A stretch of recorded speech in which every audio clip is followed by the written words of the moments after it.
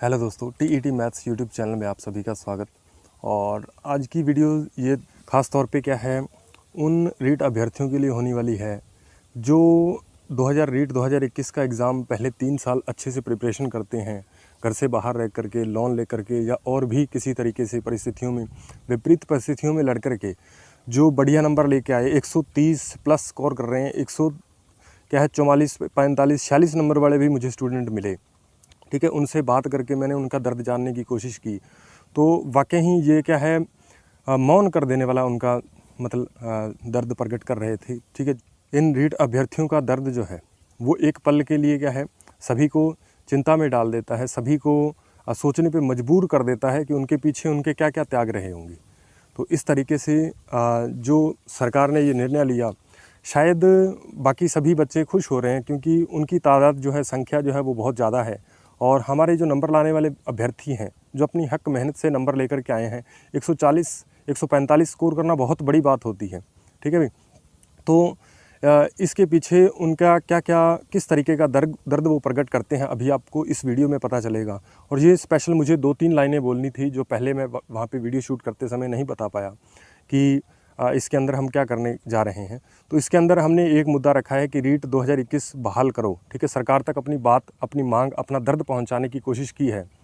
शायद सरकार तक ये दर्द पहुंच जाए और क्या है, शायद कुछ इस निर्णय को बदला जा सके। तो उन अभ्यर्थियों के लिए ये बहुत ज़्यादा अच्छा होने वाला है जिन्होंने क्या है, मेहनत करके अच्छे नंबर लाए थे। ठीक है, एक टीचर बनने के पीछे उनका क्या क्या त्याग रहा, किस तरीके का उनका संघर्ष रहा, ये सारा हम इस वीडियो में बयान करने की कोशिश करते हैं।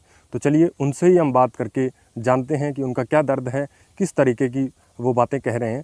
क्योंकि मैंने जब इनसे बात कर रहा था तो मैंने उनके दर्द को करीब से महसूस किया, क्योंकि मैं खुद रीट का अभ्यर्थी हूँ। तो मेरे 140 नंबर, 93% नंबर आने के बाद मेरी ऑल ओवर जो परसेंटेज है वो 90% मेरे बन रहे हैं। फिर भी क्या है, जॉब नहीं मिलने की वजह से, हालांकि मैं घर पे रह के मैंने इतना ज़्यादा इस पे खर्च नहीं लगाया, लेकिन जो मेहनत और समय दिया है उसका तो हक कोई नहीं दे सकता ना। ठीक है, तो इसलिए क्या है, बाकी बहुत सारे अभ्यर्थियों ने कोचिंग लेकर के, किराए पे रह करके, ठीक है, बहुत सारे त्याग इसके पीछे उन्होंने किए हैं। ठीक है, विपरीत परिस्थितियों में निकल करके इतने बढ़िया नंबर लेके आना बहुत बड़ी बात होती है। ठीक है, तो उनके लिए सभी क्या है, आप उनके विचार देखिए। तो चलिए उनसे ही हम बात कर लेते हैं, उनके विचार क्या हैं, उनसे विचार जानते हैं। तो सबसे पहले भाई साहब से जानते हैं, आपका नाम बताइए। मेरा नाम मनीष कुमार धूड़िया, मैं श्री गंगानगर से हूँ। मेरे पहले आप रीट में अपने मार्क्स बता दीजिए आप। देखो, मेरे रीट में मैंने पेपर नहीं दिया, मेरी वाइफ ने दिया एक्चुअली। ठीक है, वो किसी कारण से नहीं आ सकी तो उसकी जगह मैं आया हूँ आज यहाँ। तो हमारा उद्देश्य यही है कि जिन बच्चों ने 4-4 साल मेहनत की है उनकी पीड़ा को समझा जाए। ये दर्द है उनके सीने में, किसी ने 10 दिन से खाना नहीं खाया अच्छे से, कोई रात को सो नहीं सकता है। एसओजी कहती है 300-350 स्टूडेंट हैं जिन्होंने ये पेपर लीक किया है। तो आप एक निष्कर्ष निकालिए, उस 350 की कोई कैलकुलेशन कीजिए, आप 3500 की भर्ती बढ़ा देते। सही बात है, इन बच्चों के साथ न्याय करते। देखो 2021 में आपकी सरकार है, 2022 में भी आपकी रहनी है।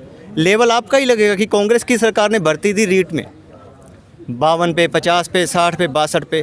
तो अब देखो 2022 में आप कह रहे हो हम दोबारा पेपर करवाएंगे, दोबारा सरकार फिर खर्चा वहन करेगी, फिर बच्चे फीस भरेंगे। इतनी मेहनत तो देखो दोबारा किसी से नहीं होती। गहलोत साहब भी देखो 5 साल से मेहनत करते होंगे। 2023 का सपना उन्होंने भी संजोग हुआ, मन में सोचा होगा मैं अभी सीएम बनूं।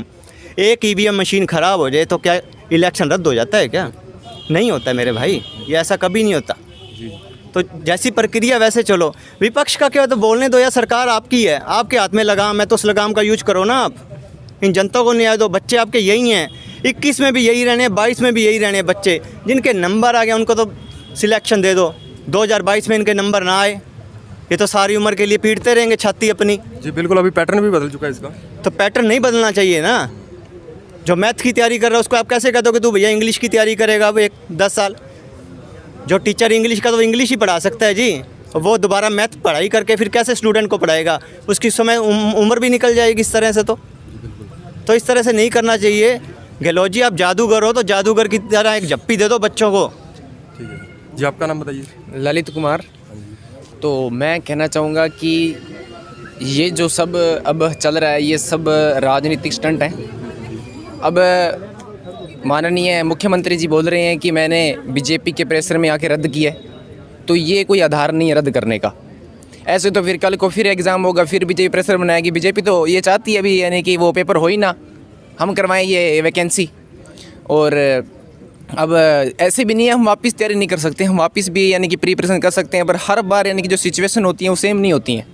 बिल्कुल ठीक। और अब ये बोले पैटर्न चेंज करेंगे, अब जो 2-2 साल से एक ही पैटर्न पे तैयारी कर रहे हैं, अब दोबारा पैटर्न चेंज कर रहे हो आप। यानी कि पहले पात्रता परीक्षा होगी, फिर उसके बाद सब्जेक्ट का पेपर होगा, तो थोड़ा कठिन हो जाएगा। और साथ में यानी कि ऐसे भी है, भी अब रीट है, सेकंड ग्रेड है, फर्स्ट ग्रेड है, बहुत सारी भर्तियाँ आएंगी, तो विद्यार्थी असमंजस में आ जाएंगे भी किसकी तैयारी करें। अब जैसे मान लो मेरे 144 नंबर हैं, अब मेरे को ऐसा लगता है मैं सेकंड ग्रेड की तैयारी करूँ मेरी हो जाएगी, पर अब ये असमंजस है भी, अब रीट दोबारा दें या सेकंड ग्रेड करें। और हर बार यानी सिचुएशन सेम नहीं रहती, फाइनेंशियल यानी कि प्रेशर भी बहुत आता है फैमिली पे। तो सही बात है। तो ऐसी बात नहीं है कि मतलब नकल वालों के नंबर आए हैं, बाकी मेहनत जो करते हैं उनके भी नंबर आए हैं। मेरे खुद के 140 नंबर रहे हैं और भाई साहब बता रहे हैं 144 नंबर आए हैं, बहुत बढ़िया बात है। हाँ सर, आप माननीय मुख्यमंत्री अशोक गहलोत जी ने जो रीट लेवल 2 है उसकी परीक्षा को निरस्त किया है, उसके लिए हम आज ज्ञापन देने आए हैं। और मेरा उनसे सवाल है कि उन्होंने 1 मिनट में बोल दिया कि भर्ती रद्द। आप बताओ भर्ती रद्द का मतलब क्या है? भर्ती रद्द का तो मतलब ये हो गया गलती करके उसको ढकना। हम तो दोबारा तैयारी कर लें, कोई बात नहीं है, लेकिन आप ये बताओ कि आगे की क्या गारंटी है? कौन आगे गारंटी लेगा कि आगे पेपर लीक नहीं होगा, बच्चे पेपर खरीदेंगे नहीं? कम से कम आपसे एक ही मांग की थी भी जांच करवाओ, अब भी करो, आप भर्ती प्रक्रिया जारी रखो। और जिन बच्चों ने पेपर गलत तरीके से लिया है उनके खिलाफ मुकदमा करो, उनको ऐसी सज़ा दो कि बच्चे आगे पेपर खरीदने का सोचे भी नहीं। आपने उनको तो फिर बचा लिया, जिन्होंने असली गलती की है उनको कुछ किया ही नहीं, और जिन्होंने गलती नहीं की मेहनत की है उनको सज़ा दे रहे हैं। ये चीज़ गलत है। हम फिर उनसे रिक्वेस्ट कर रहे हैं कि सीएम साहब प्लीज़ अपने फैसले पर पुनर्विचार करो और हमें सज़ा मत दो, जिन्होंने गलती की है उनके खिलाफ कुछ करो। मैम आपके नंबर बताइए पहले, रीट 2021 में कितने आए? 85.62% बन रहे हैं ओवरऑल करके। अब एक बात है, जैसे ये कांग्रेस की सरकार है, प्रियंका गांधी बोलती है कि लड़की हूँ लड़ सकती हूँ। कितना लड़े हम?